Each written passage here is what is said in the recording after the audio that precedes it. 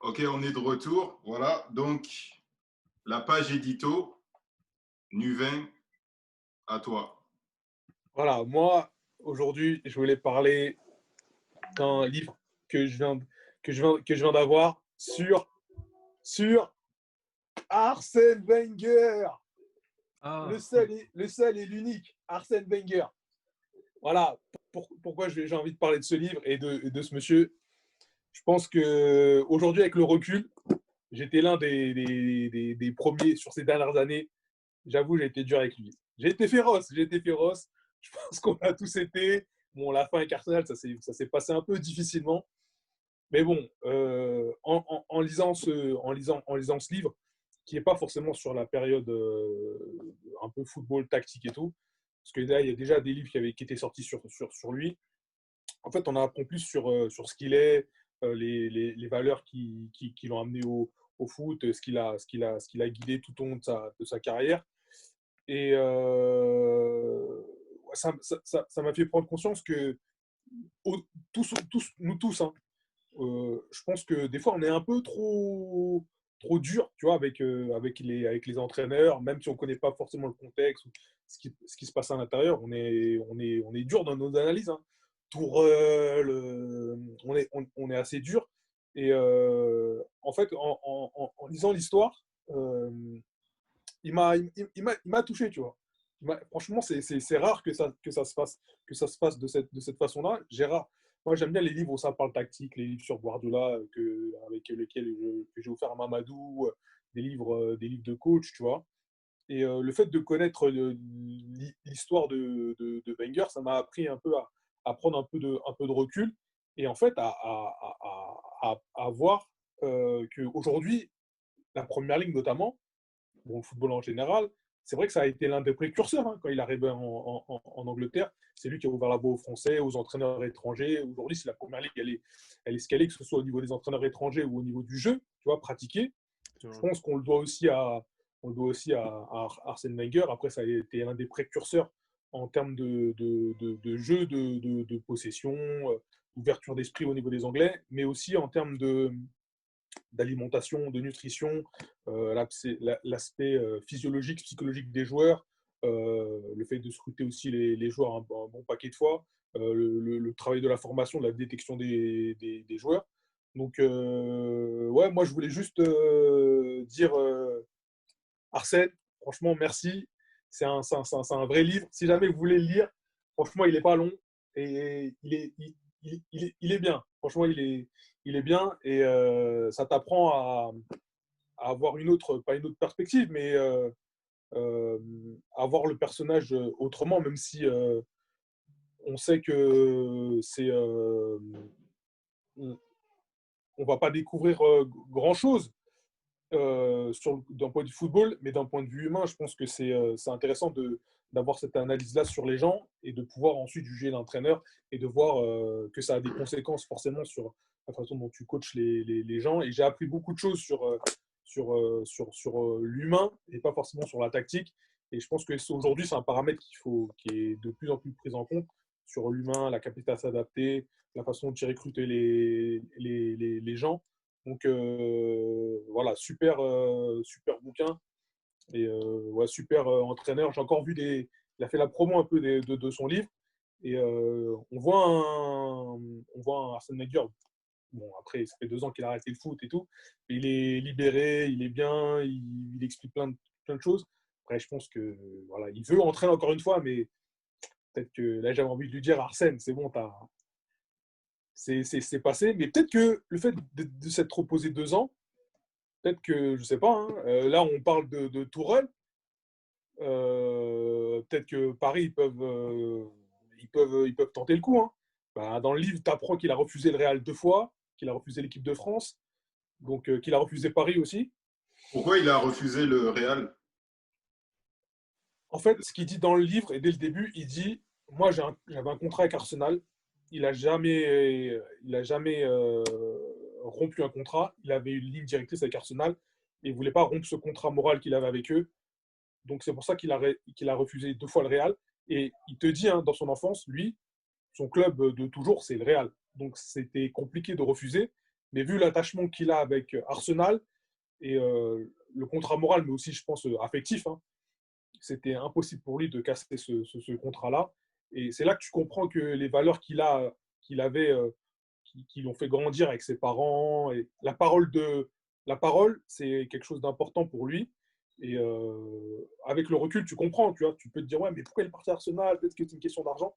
Non, non, c'est juste une question de principe et il était fidèle à Arsenal. Et ça met encore plus en valeur le personnage parce que je pense qu'il y en a plein qui, dans le football d'aujourd'hui, voilà, ils voient le Real, ils cassent ce contrat et ils vont au Real, tu vois ce que je veux dire.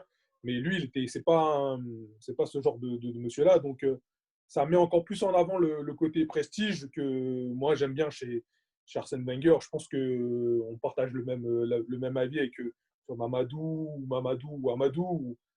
On aime bien la classe du personnage, tu vois. La classe et la grandeur du personnage. Et dans le livre, c'est exactement ce qui ressort. Donc, je fais la pub de Arsène. Si jamais tu vois cette vidéo, franchement, bien, super, super. Mais une question. euh, après que Arsène il est arrivé en finale de la Ligue des Champions en 2006 contre Barcelone, ensuite, bon, on n'a plus vu une progression avec Arsenal. On n'a plus vu Arsenal progresser. Déjà, bon, ils arrêtaient pas de terminer. Bon, soit, je pense qu'ils ont terminé une fois deuxième, je pense, après que c'était en 2012. Bon, vous allez me corriger si je dis faux. Mais ensuite, après ça, c'était seulement la quatrième place. Donc, est-ce qu'il n'est pas, Mamadou, tu pourras me répondre, ou Amadou, est-ce qu'il n'est pas resté trop longtemps? Il aurait pu partir plus avant. Ouais, je peux répondre à ça, ouais. En fait, je vais faire un parallèle à ce qui s'est passé. Toi, bien, tu suis pas que le foot, tu vois, tu suis le sport et tout. Et récemment, la semaine dernière, on a vu un combattant du UFC qui a pris sa retraite, tu vois. Et c'est par rapport à ça. Tu sais, quand tu es dans le haut niveau et tu as une image publique, etc., c'est toujours dur de savoir quand s'arrêter, quoi, tu vois. C'est toujours et souvent, ça arrive souvent que des personnes tu vois, qu'ils ont construit une image, etc., de perfectionnistes, etc., qu'ils arrivent à aller au top et tu vois qu'ils n'arrivent pas à savoir le bon moment de s'arrêter, quoi, tu vois. Et ces gens-là, ils vont continuer, courir après des records, courir après l'argent, quelle que soit la motivation. Et c'est ça qui fait que, quelque part, leur image, elle est un peu écornée, leur aura, elle est un peu écornée, tu vois. Et je pense que c'est ce qui arrive avec Arsène Wenger, parce que avec tout ce qu'il a fait, l'image qu'il avait, je pense qu'il est parti plusieurs années un peu plus tard, et c'est ça qui est un peu écorné. Sinon, tellement que les supporters qui l'aimaient beaucoup, ils en avaient marre de lui, ils faisaient des manifestations pour qu'il parte, etc. Et tout. Tu vois, l'équipe a été en déclin, et malgré tout, ils voulaient rester, continuer. Je ne sais pas ce que tu en penses, Sylvain, mais je pense qu'on se rejoint et je pense qu'il n'a pas su partir, en fait, au bon moment. Bon, je pense que peut-être qu'il a fait peut-être 1 ou 2 ans de trop. Mais après, Mamadou, je pense que la faute, elle vient pas que de lui. Je pense qu'elle vient du board aussi parce qu'à chaque fois, ils l'ont prolongé d'1 an ou de 2 ans, tu vois. Donc peut-être qu'il y a eu une histoire. C'est dur de se séparer de. Je pense que ça a été, d'un côté et de l'autre, ça a été dur de se séparer de quelqu'un. Tu vois, quand tu es avec quelqu'un depuis longtemps, comme avec Sir Alex Ferguson, c'est lui qui a mis fin à son contrat, tu vois. Ça, sa femme, je crois que pour Alex Ferguson, sa femme, elle avait perdu sa sœur d'une maladie et il s'est dit, vas-y, ma famille, elle doit passer. Ça fait longtemps que je suis dans le football, j'ai passé peu de temps avec ma famille et là, ma femme, elle a besoin de moi, donc il faut que j'arrête et que je me rapproche de ma famille. Donc là, Arsène Wenger, c'est compliqué de savoir quand est-ce que tu mets le point final à cette histoire-là et, et est-ce qu'aujourd'hui, c'est vrai que quand on est dans cette situation-là, moi le premier, hein, comme je t'ai dit au départ, j'ai été dur, j'ai été féroce avec lui. Hein. Mais après, on a vu qu'il a changé, tu vois, il commence à jouer en 3-4-3, 3-5-2, ça commence à changer, tu vois. Il passait du 4-4-2 mais c'est arrivé un peu trop tard et il a compris ça un peu trop tard. Mais pour moi, ces 2 dernières années-là, elles n'effacent pas les 18 autres années ou ce qu'il a fait avant, tu vois. Je pense qu'aujourd'hui, on est très impacté par ce qu'on voit vers la fin. Et ce livre-là, il m'a permis de me rappeler de tout ce qu'il a fait, tu vois, pour le football en général aujourd'hui, l'évolution de la Première Ligue, elle est pour lui, parce que le fait d'arriver, il a sauvé des mecs. Hein. Tony Adams, alcoolique, il l'a sauvé. Mais ça, c'est une histoire dans le livre d'Arsène. Mais c'est incroyable, ça, de sauver un mec de l'alcoolisme arrivé à cette époque-là en Angleterre. Et les mecs, ils mangeaient des sneakers, les Ian Wright et tout ça, quand il arrivait, c'est difficile de passer il mangeait des frites, il mangeait n'importe comment, ça faisait des beuveries. C'était David Platt, c'était incroyable à cette époque-là. Et le fait qu'il soit arrivé et que les mecs l'aient suivi et que ça amenait après un changement plus global sur l'aspect nutritionnel, sur l'aspect physiologique, qu'il ait gagné. Et Arsenal, avant, c'était boring Arsenal. Hein. Avant qu'il arrive, c'était nul. Hein. Il gagnait 1-0, ça balançait. Et franchement, il a changé le football en général. Et, mais moi, la fin, peut-être qu'il a fait 1 ou 2 ans de trop. Peut-être. Mais, mais il n'a pas mal fini. Voilà. Si aujourd'hui, moi, je te dis, on compare à José Mourinho, bah, José, ça fait déjà 2, 3 ans, 4 ans qu'il aurait dû arrêter, tu vois. Mais Arsène, je, il aurait pu continuer encore, tu vois. Mais je sais pas si c'était. Peut-être que c'était 1 ou 2 ans de trop, mais il n'a pas aussi mal fini que. Tu vois, ils ont gagné quand même des cups, des trucs. Voilà. Mais ça aurait pu être encore plus mauvais, tu vois. Mais je pense qu'il est arrivé au bout de l'histoire et il fallait un nouveau cycle Arsenal. Mais voilà, ça me permet de me rappeler les invincibles, les grands matchs contre Barcelone, même la finale perdue. Voilà, ça me permet de me rappeler de plein d'autres choses. Et c'était intéressant.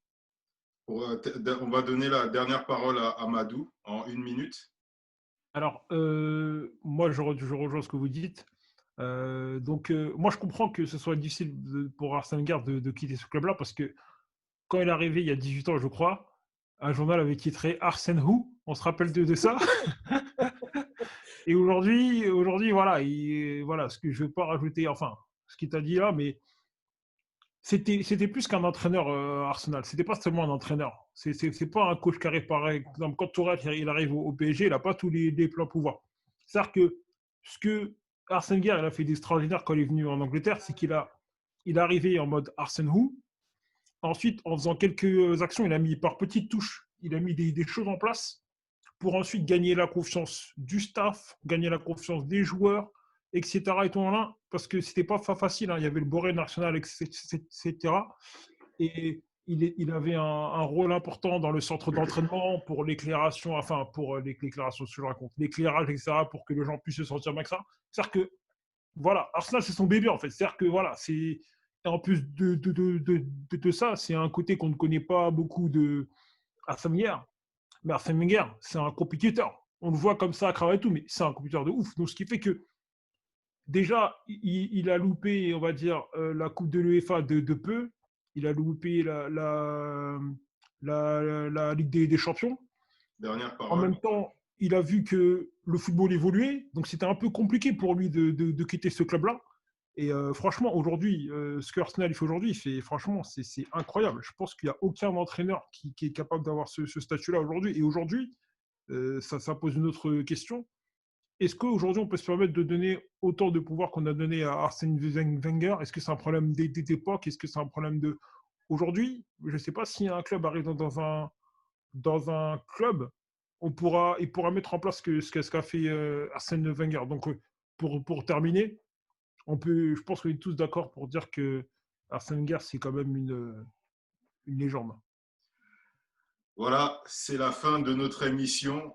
Merci les spécialistes et à vous les auditeurs. Partagez, mettez un petit pouce en l'air et à la prochaine émission.